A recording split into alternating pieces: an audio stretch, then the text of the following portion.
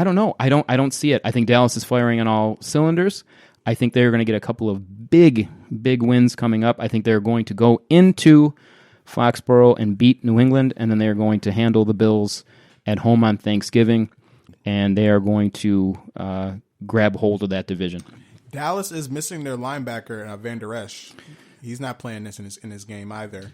They always seem to be missing a linebacker, don't they? I think it's because of Sean Lee. I think Sean Lee did that to me. Sean Lee curse. Yeah, he's out every week. Damn, man, I don't know. Like, going into New England and beating New England? Yes. Dallas. Fuck, yo. Yep. And you're going to see yourself saying, what? How did this happen? And I'm telling you, it's again, I think here... Tom Brady also has an elbow injury, apparently. Does he? He's questionable, listed as questionable. Yeah, he'll play. He'll be fine. More than likely he's going to play, but yeah. But it's they're not unless Belichick is going to have to really work some magic. I think we're going to see a little rough stretch here for New England. I still think they win the division.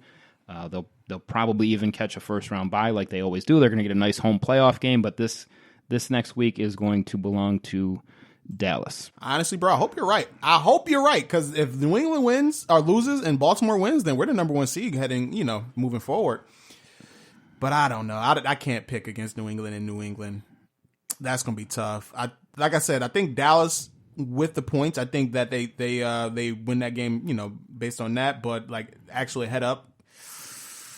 Fuck. You made a convincing argument too. I did, didn't I? You did. That's what I do. You did. Give me New England 24-20. I think we go Dallas 24-20. I think I agree with you. It's going to be a fairly low-scoring game. I think it's going to be right in that range. Sorry, I'd go with the under here. We're listed at 46.5. I'm going under there. Yeah, me too. It's going to be a low-scoring defensive ball game, but I think Dak makes just enough plays, and his the counterpoint there, Tom Brady does not. So that's where I'm at with that. Dallas wins.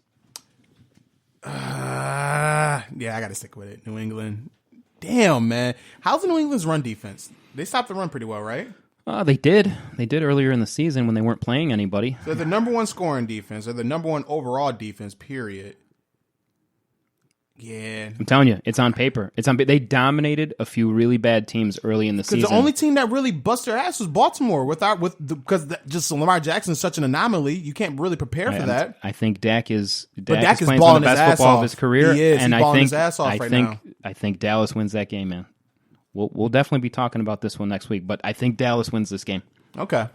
I like it. Okay. You make a compelling argument, I will admit. I'm going to stick with New England, but I'm going to keep my eye on that game. All right, to me, the next game up here is a game of the week. For sure. Green Bay traveling to San Fran. And this should be a pick'em, in my opinion. You got Aaron Rodgers in fucking good weather. I don't give a fuck at San Fran at home. You got Aaron Rodgers in good weather conditions, hopefully. Hopefully it don't rain or nothing. San Fran is the favorites -3.5. Their spread is 46.5. I would take the under, first of all, because I think both of these defenses are fucking phenomenal, especially San Francisco's. But Aaron Rodgers, we already know, to me, he is the best talented quarterback I think I've ever seen, maybe besides Patrick Mahomes, because he's another breed as well. This one is tough. San Fran, elite defense. Jimmy Garoppolo, he showed me something last week, albeit against the Arizona Cardinals, but he showed me that he doesn't have any quit in him. San Fran runs the ball really well.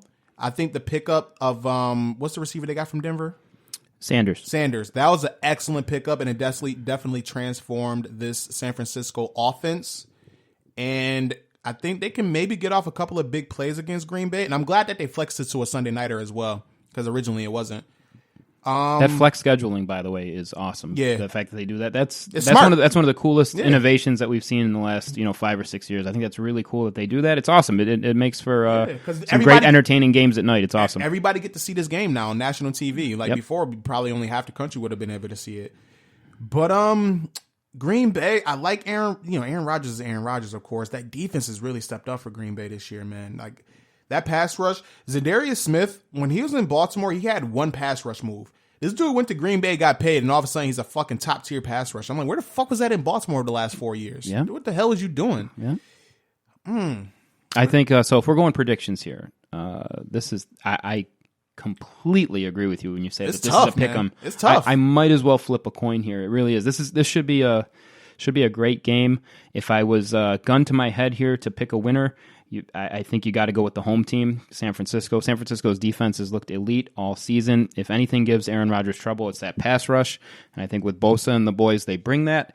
And I think that with all things considered, if San Francisco can bottle up Aaron Jones, that's the key to victory here. I think Aaron Jones has been having a really good season. He's been good running the ball. He's been good catching the ball. I think that if you can control him, then San Francisco might win handily. He's leading the league in touchdowns, right? Aaron Jones? I would have to think. I believe he is. If it's not your boy Mark Ingram, doesn't Mark Ingram have a ton of touchdowns too? He do, but Ingram doesn't have like enough to be leading the league. No, he's behind like Christian McCaffrey. He's behind I think Dalvin Cook. I think I think Aaron Jones is up there. Is there? I think he's I'm sure he is right up there, but he's been a great player for them. He's been that safety valve for Rodgers because their receiving core really isn't that good. When Devontae Adams is hurt, so is he playing this week? I'm not sure. Let me look into that. If he's in, that makes it an interesting story. But Valdez Scantling and Geronimo Allison don't scare me at all.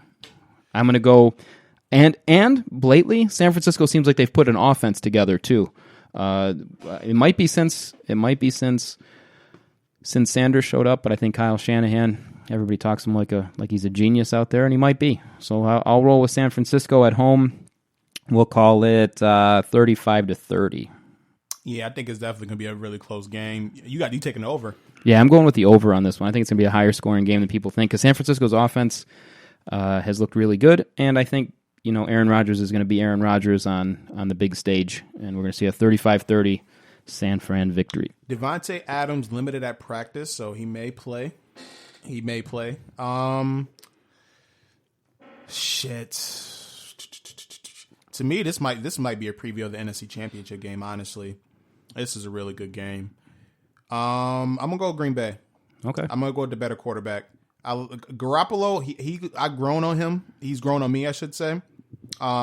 Before I was not a believer in Garoppolo. I just he's the weak link, and he still kind of is, in my opinion. But to me, I feel like he's capable of winning a Super Bowl with this team. Like you can win a Super Bowl with this team the way he's been playing. But I can't take him over Aaron Rodgers and Green.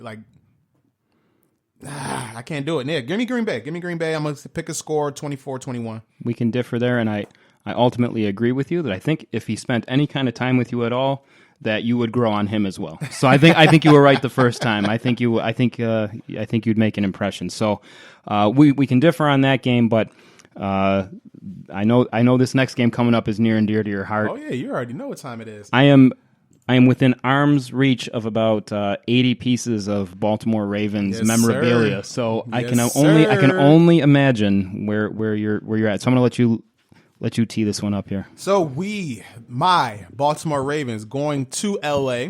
So it's going to be a home game for us, right? We're -3.5. Honestly, you know what? I maybe sound a little cocky. I maybe sound a little biased, and I don't give a fuck. You remember that Monday night game that Michael Vick had, was about 6-7 years ago against the Washington Redskins? I sure do. And that was probably like the most... Him and McCoy went bananas. Yeah, and Deshaun Jackson, and that was probably the greatest performance I've ever seen a quarterback on a Monday night stage. I think that's going to be a Lamar Jackson moment this Monday night. I could see it. I think Lamar is going to go off again. And this Rams defense is really good. I don't want people to just this Rams defense is fucking excellent. Are they? Yeah, are they? They have been better, I should say. Right now, they're ranked 10th overall. They're giving up about 20 points a game, but over these last couple of weeks, they've been really solid. Aaron Donald is fucking Aaron Donald. He's a monster. That's true. They've got pieces there. Who didn't they just pick up? The kid, Jalen Ramsey? Yeah, they traded for Jalen Ramsey. Gave up 2 first-rounders for him. How's he been since he got there? I guess he's been pretty good. They lost against the Steelers. and Well, they're elite receiving core. I mean, that's tough. Of course they lost. Juju Smith-Schuster was just saying, Jalen Ramsey just fucking talks shit all game. He's like, the dude that just shut up. I like Ramsey. But certainly entertaining. Yeah, he is entertaining as fuck. Yeah, I think I think people have figured out this Sean McVay magic, whatever people want to call it. Sean McVay, he's a good head coach, and he took the league by storm last year, and he came up with all these crazy schemes and got that team to a Super Bowl. But then he got outcoached by Bill Belichick. And this season, the Rams have underperformed. What are they, 6-4 right now? They're out of the playoff race right now. They're trying to fight for a wild card because they're not winning the division over San Fran or Seattle. 6-4, trying to get a wild card spot. I think they're 2 games back in the wild card. 2 games back. They're 3-2 in their last 5 games. Jared Goff, I've never been a believer of Jared Goff. Again, another fucking California quarterback. Nope, I'm good on them. Aaron Donald's a beast. He could be a game wrecker. However, Baltimore's offensive line has been really, really good this season, and I have been shocked by that. We literally came in. We needed a fucking guard in the center. We kept what we had last year, and they just grew together, and I love what I'm seeing. And then, of course, Lamar Jackson, who is currently right now the MVP, in my opinion. We'll talk about that in a minute as well. He's just another level right now, man. Like, this dude, I expected Lamar to come in better. I did not expect this. Like, what he's doing to defenses, he's literally making SportsCenter top 10 every week. And, like, to me, like, the runs are phenomenal, and I hope he continues them. I don't stop your game, Lamar. Don't let people change your game. I'm glad he's not doing it. And people talking about he's just 1 hit away and shit like that. Everybody's just 1 hit away. Every player in the NFL is literally 1 hit away. All right, so I'm glad he doesn't let that stop him from playing his game. And I don't think that a head coach can't figure him out. Like, Bill Belichick couldn't figure him out. The greatest defensive mind, the greatest mind of football, period, got fucking demolished by this man. In his Monday night stage, his first Monday night game, I think he's going to come out here with a point to prove, man. Like, yo, I'm the MVP this season. I think he makes his claim. He takes the stake right here against this LA Rams defense. In LA, like it's a perfect setting. Like, it's a fucking Hollywood script. You know what I'm saying? Yeah, I think Baltimore's going to come in, and I think we kind of handled this game like handily, honestly. Like, as much as I'm bloviated right now, give me a score like 38-17. Okay. We're the highest. Honestly, our offense is just fucking phenomenal. This is weird to me for me to see. Like, I've been a Baltimore Ravens fan since 2000. We never had a prolific offense, like, ever. It's always been defense. And now our defense has finally stepped up. Our secondary is balling out of their minds. We actually are generating a pass rush right now. I think we're going to give Jared Goff hell all game. That Rams offensive line is shit too. Like, I think Jared Goff is going to throw a couple of picks, and I think we win this handily. I think that I agree with most of what you said there. I think that Baltimore has, if not the most unique offense I've ever seen. I mean, they're running those 3 tight ends at you as well. I mean, it's very easy to get caught up in watching Lamar Jackson, but between, Hurst and Boyle and Mark Andrews, that's 3 really talented guys right there. The running game behind them, right, behind all those big burly tight ends out there looking like Pete Alonso. They're out there, and Mark Ingram doing his thing. I talked about him a little bit. And then Lamar, of course, he looks like, the very best pieces of, every quarterback put together in one season. He's looking like he's putting together that kind of year. So it's very tough to go against them. And very quietly, their defense has been incredible. It's gotten better. Has been excellent since, I'd say, about week 5 or 6. They seem to have turned the corner there, and Harbaugh is a great coach. I think Baltimore also gives it to L.A., who, by the way, if anyone says that they have any shot at a playoff, I think they're wrong. I think the NFC's playoff race is already decided. Yeah. I think the 6 teams on top are already there. If for no other reason, the Rams, who I think are the only ones with any kind of an outside shot, okay, because I do not believe in Carolina, and I do not believe in Philadelphia, as I've already said. The Rams have games left against the Ravens, Cowboys, and Seahawks, as well as the 49ers that's tough. In their final 6. That's tough. That's brutal down the stretch. And I think what you're going to see from them this week is a heavy dose of Todd Gurley out of desperation. They've been kind of saving him all year. He's been kind of on a quote-unquote pitch count, but I think that goes away this week. I think he puts up big fantasy football numbers in a loss to the Ravens this week. I hope they feed Gurley, because that's our strength of our defense, honestly. I think you're going to see a lot of pass catching out of the backfield. Yeah, it's interesting. Cooper Kupp suddenly somehow has gone away as a elite player. The Rams' offense looks muddled at best, and I think they lose handily as well to Baltimore at home, and it kind of dashes their playoff chances. I'll call it 35-10 or something. It's going to be ugly. Yeah, I think so too. Also, with something to keep in mind, the Rams traded us Marcus Peters. And since Marcus Peters been traded to us, he's gotten 2 pick sixes. I would not be surprised if he gets one this game. Is that the same Marcus Peters from the Chiefs? Mm-hmm. That guy? Yep.